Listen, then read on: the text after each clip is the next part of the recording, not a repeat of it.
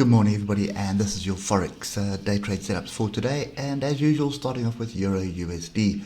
So move I gave you yesterday has played out. We've just hit the measured move. We'll look at that on the lower time frames, but what I am looking for is opportunities to buy into this. So I'm looking for structure. We are heading to the first bit of structure that I need to pay attention to, which is 119475, and the second one that I'm looking for is 119,200. So we come down to the hour. You'll see straight away gave you the potential double top up there. This block here was that double top from yesterday's video. There it is there. There's my measured move, and we've just tagged that measured move right now. Okay, so that trade is done. It's null and void. It is a bit sideways at the moment, and what we're looking for now is structure. And my oscillators are starting to line up the bottom. We can argue that we are now bottom of range as well. So 15 minutes it is during the European Open. Don't do it now. And what you're going to be looking for is some structure at this level for another move to the upside. So yesterday, yeah, we had good data come out, and the dollar didn't really respond. Well, it did respond, but respond with confusion, up, down, up, down, up, down. So what we need to do here is just be patient. There is still this little gap to the downside that it looks like we're going to close now as well. So this level down the bottom, 119,475, that's the one we need to pay attention to. So wait for some structure around here. If you get structure, opportunity to buy into this. I'm just going to add one more level here because there is a level here, and that is 119,432. So that's pretty much what I'm looking for. I'm looking for some form of base to form on one of the previous breakouts, and then we're looking for another move to the upside. Just back to the 8 hour, we have got a crossover here. Look where the 155 is. It's pretty much down at 119,432. So that's the area we should be paying attention to. Okay.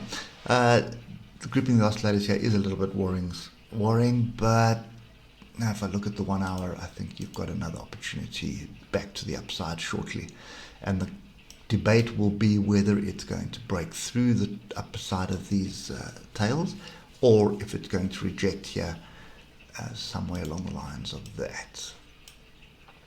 So go up, reject, and then come back down. Then we may be building for a reversal. But anyway, for me, I think that's what I want to do. US dollar, Japanese yen, we are in this area of support, and you can see yesterday we gave you a couple of levels to the downside, but not really looking to short this, looking for a pullback onto structure. So you can see there's the first bit of structure that we're looking for at the moment. So this big engulfing bar here is a little bit confusing, I suppose. I just want to check the oscillators that are grouped to the downside. So trend is up. I'm looking for the trend to continue to the upside at the moment. So yesterday we were looking for this channel to continue running to the downside, but if you look at everything at the moment, we've got low, lower low, low, high, big engulfing bar. So that's divergence, that's continuation divergence. So this flag may very well start to play out to the upside. So that brings dollar strength back into it. So looking at the hour, pretty much all done this morning, and I think you need to pay attention to that. You've had a break of that, so everything hinges on these two levels. I'm not sure I want to be jumping in long just yet. So that's 108,842 is the first level. If we can get support there, I may consider taking a stab at it. But I think the big one is 109. If we get above 109 and hold 109, that's the area that I would look at to say, okay, we're probably busy with a reversal. But at the moment, the trend is down, so a rejection here should offer you a short with a pretty tight stop. See it pull back, and it could only pull back to the trend line here. Then you know that you have a potential reversal. But if it gets back below that trend line and comes and tests a low here, then more than likely we continue to the downside. Okay, so a little bit of confusion in the dollar at the moment. So a quick summary on those two is I think I will just wait for Monday. Let's see what Friday brings for those two pairs. British pound, Japanese yen, nothing much transpired yesterday, and these tails, the upside, tails, the downside continuing, but that is probably the most important pattern at the moment. We have a bearish cross in the process on the 8 hour. We have a flat bottom triangle here. I think the bulls are fighting a losing battle right now. I suspect we're probably going to get a break and a retest and continues the downside.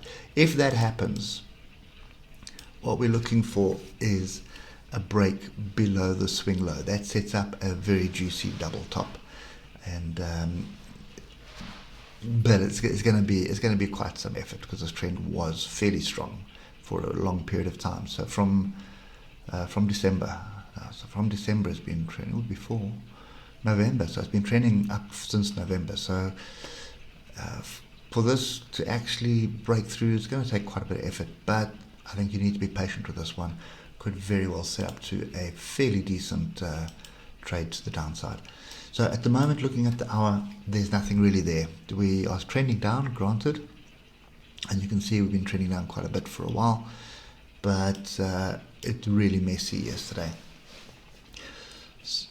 So all of these tails here need to be broken. They need to be broken to the downside and retested before you can even start sort of bargaining on it. And typically what happens with this kind of setup is, the bulls will jump in and somehow get above some structure and drive it up to the next level, which probably they can drive it up to about 150, 158.69, or even up to this area, 153.48, and then bring it back down. And you would expect that to be a trendline break and retest, and you think, well, okay, we've got a change in direction happening. Meanwhile, what's happening is that the bulls are just setting a trap for you. Sorry, the bears, not the bulls. And what they're trying to do is to get you to get committed to the long side, and they're going to start driving. They start selling off, and the more they're selling off, the more panicky you're going to get. And as you start taking out your trades or your stops getting hitted, it's just going to create the acceleration that they're looking for to the downside. So be patient on this. I think at the moment there's no reason to get in long, and if you are short from any of these other levels, there's no reason just yet to get out of your shorts. I think maybe just tighten up your stop to above one of these swing lows here, or swing highs. But yeah, this is looking very interesting. It's something worth watching. I don't know if it's going to happen today, but it's definitely something worth watching. And I suppose it's really to do with the lockdown and how the British economy is going to recover. And then we've got a whole lot of Brexit noise. A lot of Brexit stuff is not working. It is hampering trade in that country as well. So there's a lot that's going on there, which I think you need to pay attention to. So anyway, that's British pound, Japanese yen, and then obviously euro pound on the other side of the coin. We've got a fairly strong move up, and with a big tight consolidation in level amongst levels. We've got a crossover.